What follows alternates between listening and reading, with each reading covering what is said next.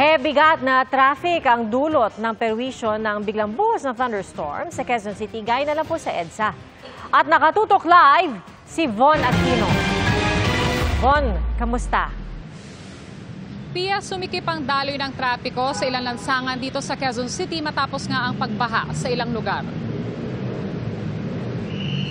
Pasado alas 5 ng hapon, mabigat ang daloy ng trapiko sa north at southbound ng EDSA Kamuning.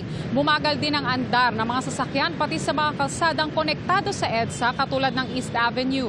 Pila rin ang mga sasakyan sa GMA Network Drive na isa rin sa mga daanan patungong EDSA. Sa Nia Road, unahan ang mga stranded commuters sa pagsakay sa mga bus. Tulad ng stroke survivor na si Amorsolo Capuyan na 3 oras na raw naghihintay na masasakyan na bus. Habang ang empleyadong si Aida Balbero 2 oras nang naghihintay. Binahari ng loob ng UP Diliman, Quezon City. Umabot ito hanggang baywang na baha. Hindi na makadaan ang mga sasakyan at ang isang kotse na sumubok sa ungin ng baha, tumirik sa gitna. Ang ibang sasakyan nagmaniobra na para humanap ng ibang daan.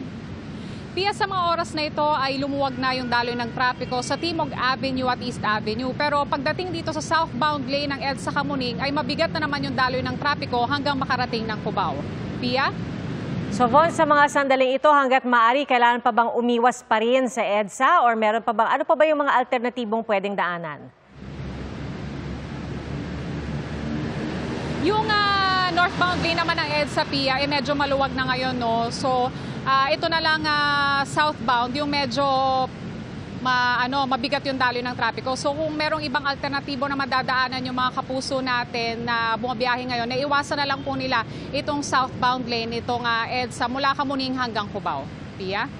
Alright, maraming salamat, Von Aquino.